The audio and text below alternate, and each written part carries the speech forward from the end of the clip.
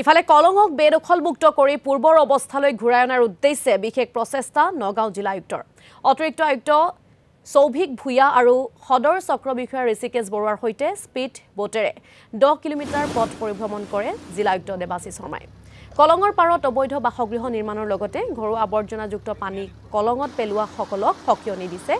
জিলা আয়ুক্তগৰাকীয়ে শীঘ্ৰে এই কাৰ্য বন্ধ কৰাৰ লগতে নিৰ্দেশনা নামানিলে কঠোৰ ব্যৱস্থা গ্ৰহণৰ হুংকাৰ প্ৰদান কৰিলে জিলা আয়ুক্ত দেৱাশীষ শৰ্মাই এতিয়া ধৰি লওক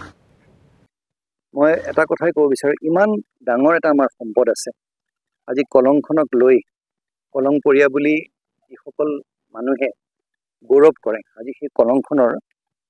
এটা কদৰ্যময় পৰিৱেশ এটা বিল্ডিংবোৰ বনাইছে তাত গোটেই তেওঁলোকৰ টয়লেটৰ বাথৰুমৰ গোটেই লাইনবিলাক এটা দি দিছে কাৰণ আজি সংবাদ মাধ্যমৰ জৰিয়তে প্ৰথম কথা এষাৰ কথা মই ক'ব বিচাৰিম যে নটিচ দিয়াৰ আগতেই এই লেট্ৰিনৰ যোনবিলাক লাইন আছে যিসকল ব্যক্তিয়ে কলং পাৰত এইটো তেওঁলোকৰ বাবে ইভিকশ্যনটো দূৰৰে কথা তেওঁলোকক সেই এটা বুৱতী নৈ এখন সেই তেনেধৰণে পলিউট কৰাৰ বাবে প্ৰদূষিত কৰাৰ বাবে তেওঁলোকক এৰেষ্ট পৰ্যন্ত কৰিব পৰা যায় সেইকাৰণে যিসকলে নিজৰ টয়লেটৰ লাইনবিলাক বাথৰুমৰ লাইনবিলাক হেৰি মানে কলঙত লিংক কৰি থৈছে সেইখিনি গুচাব লাগে মই সকলোকে আহ্বান জনাইছোঁ আজি দ্বিতীয়ত যিসকল ব্যক্তিয়ে জানে যে তেওঁলোকে হয়তো ক'ৰবাত একচনীয়া পট্টা আছিলে ইমানখিনি আছে পট্টা তাৰপিছত তেওঁলোকে ম্যাদীকৰণ কৰি তাতকৈ বহুত বেছি মাটি দখল কৰি এটা কিবা তেওঁলোকৰ ঘৰ বা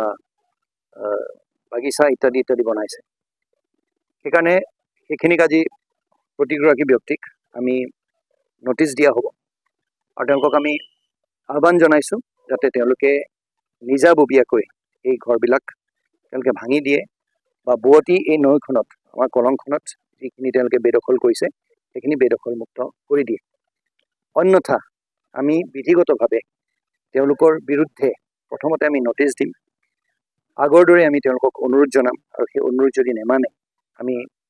বাধ্য হৈ আমি ইভিকশ্যন তথা তেওঁলোকক এই মাটিখিনি বেদখলমুক্ত কৰিবলৈ আমি চৰকাৰী নিয়ম নীতিমতে আমি এই কাৰ্যসূচী হাতত ল'বলৈ বাধ্য হ'ম সেই ক'ব বিচাৰোঁ আৰু এনক্ৰ'চমেণ্ট নথকা নহয় এনক্ৰ'চমেণ্ট আছে বহু ক্ষেত্ৰত আছে বেদখল কৰিছে আৰু সেইখিনি মই ভাবোঁ যে দায়িত্ববোধ থকা নাগৰিক হিচাপে তেওঁলোকে সেই বেদখল